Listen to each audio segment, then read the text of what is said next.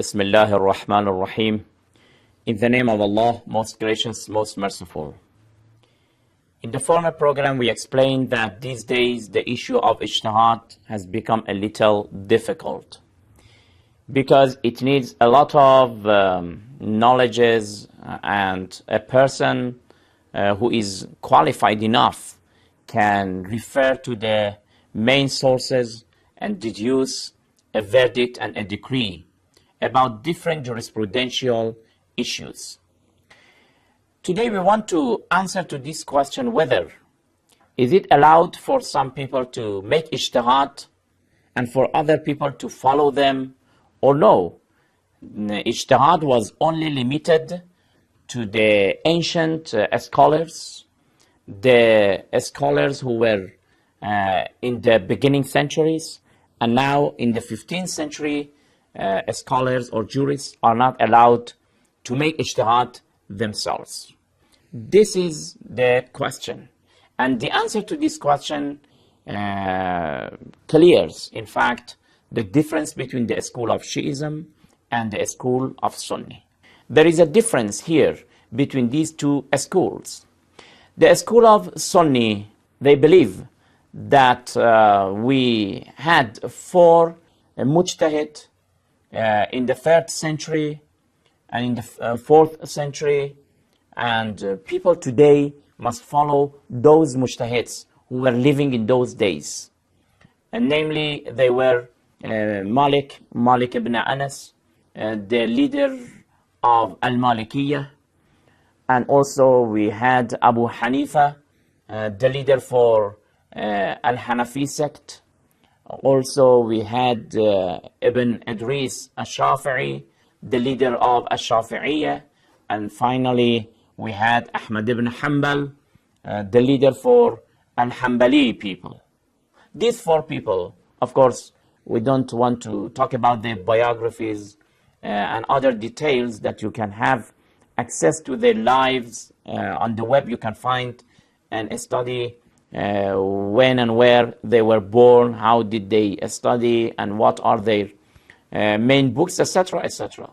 But the school of Sunni, they insist that today, in the 15th century, if a person wants to know about Islamic verdicts regarding the issue of prayer, fasting, Hajj, Zakat, and many other issues, they must follow one of these four leaders.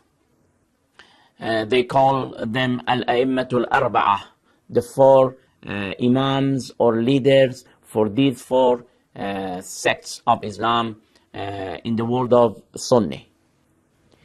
Contrary to the brothers of the school of Sunni, the school of Shia, or the school of Ahlul Bayt, they believe that no, the gates of Ijtihad are still open.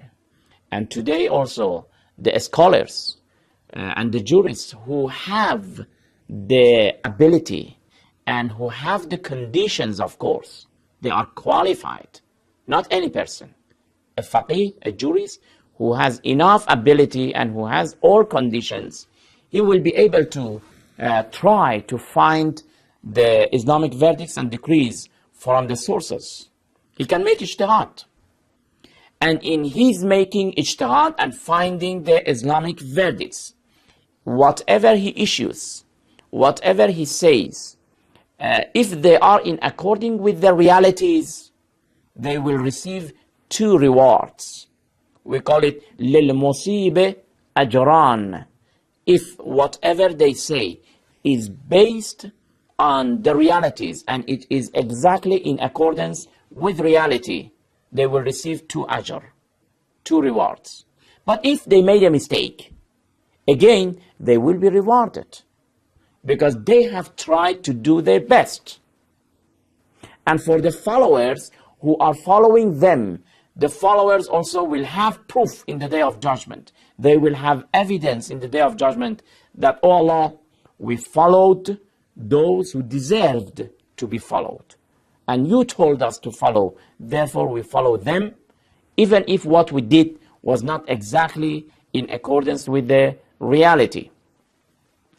For example, just to give an example, we ask a mujtahid about a specific animal, for example, or a specific fish, whether the meat of that fish is halal, allowed, lawful, or no, it is forbidden.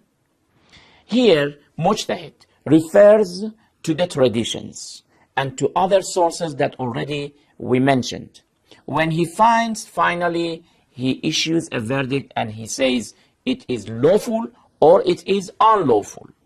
If in reality it was lawful, the mujtahid will receive 2 ajr. If it was in reality unlawful and he said it is lawful, again, because he has done his efforts and he has tried to do his best, then he has made a mistake. Allah subhanahu wa ta'ala is so merciful to reward him, of course, but not as the one who has exactly issued a verdict in accordance with the realities. Anyway, according to the school of Shia and Shiism, they say that today also the gate of Ijtihad is open to all jurists, those of course who have the conditions. And they say that we are not allowed to follow some jurists who were living 10 centuries ago, for example, because today we are facing a lot of new issues.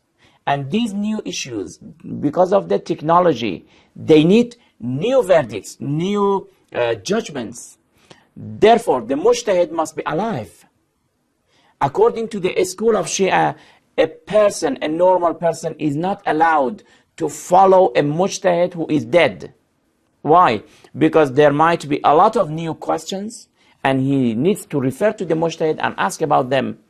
And the mujtahid must be able to study the issue very in details, comprehensively, and then he issues the verdict. Therefore, this is the main difference between these 2 schools. The school of Shia says that we must follow an alive mujtahid.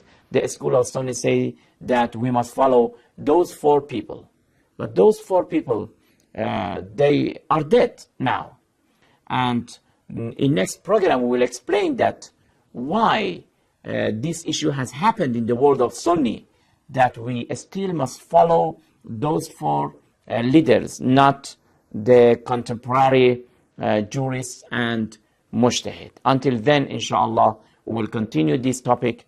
And until then, thank you very much. Wassalamu alaikum wa rahmatullahi wa barakatuh.